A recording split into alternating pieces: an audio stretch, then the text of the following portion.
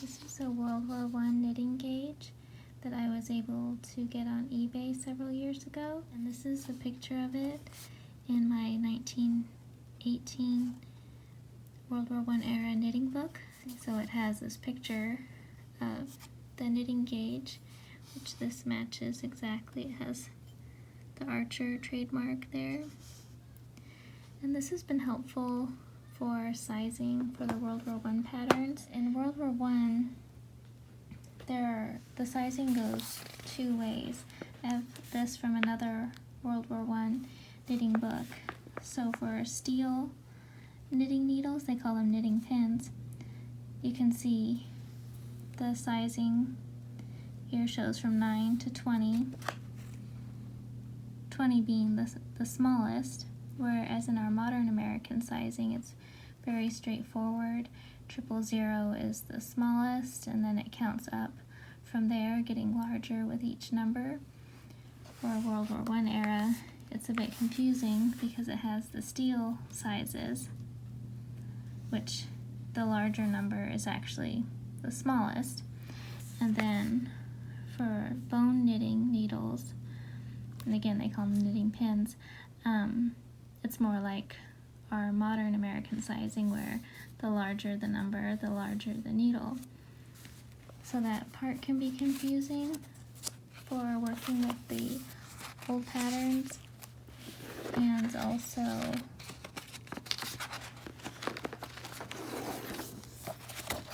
here, the celluloid knitting pins, there's a little bit different sizing as well. Again, the larger number coincides to a larger needle, but a 9 in celluloid is a bit different than the 9 in bone, and so that can be a little tricky. And then this book also has examples of the crochet hook sizing. You can see size 3, and then it gets bigger, 4, 5, 6, 7, 8. And it's another page with some crochet sizing.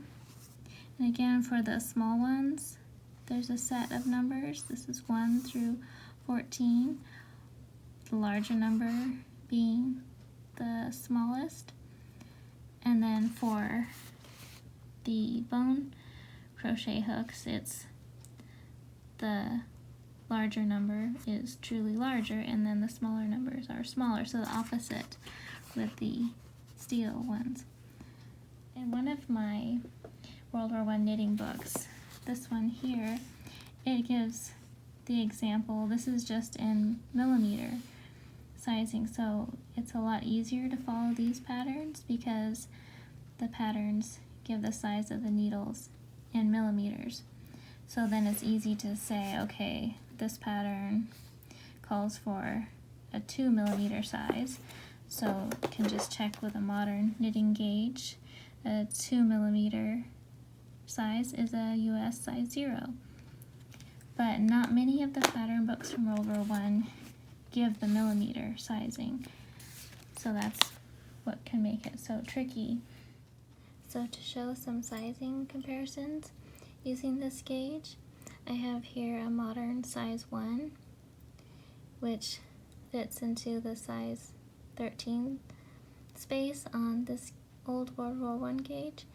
And when using this for sizing the needles, for the larger ones, just put right through the holes, but on the edge you don't use the holes, you use the slot right before the hole to do the sizing.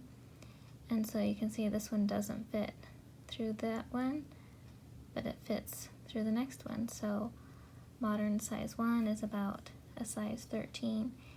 So if you're looking at a World War I pattern that calls for a size 13 needle, that's going to be about a modern size 1, which matches with a lot of the sock patterns that I work with. I usually call for a 12 or 13, which matches for making socks. That's about a size 1 most of the time for sock making.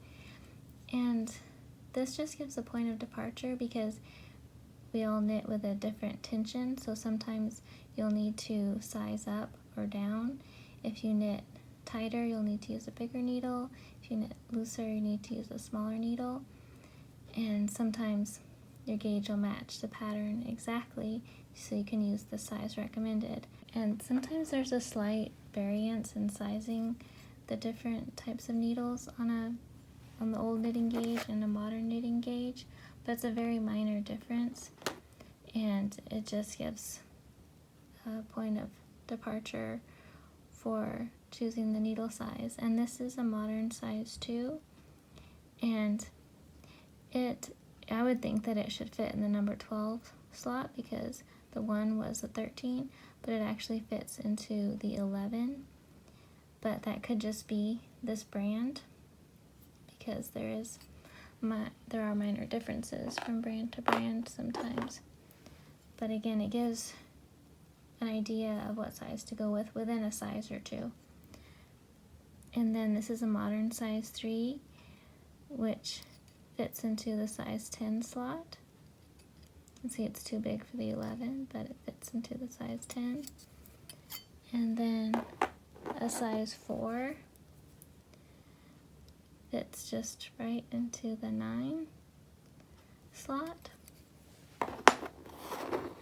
And the size 5 goes into the 8 slot. And then right on up from there, the 6 goes into the 7. There's a little bit of space there, a little extra space. So it actually goes into the 7 or the 8. But this gauge is worn here at the bottom, so that could affect the sizing. And then modern 7 doesn't fit in that slot. It goes to the next one, a size 6. And then the 8 goes right in to the size 5. And I have this needle from an antique store, and it's a size 1. And so just to show you how that matches with the sizing we've been going over, the old size 1 fits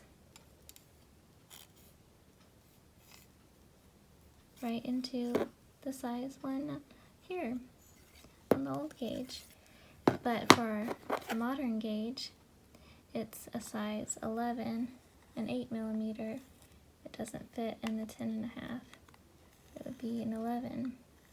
So an old size 1 is a modern size 11 or 8mm.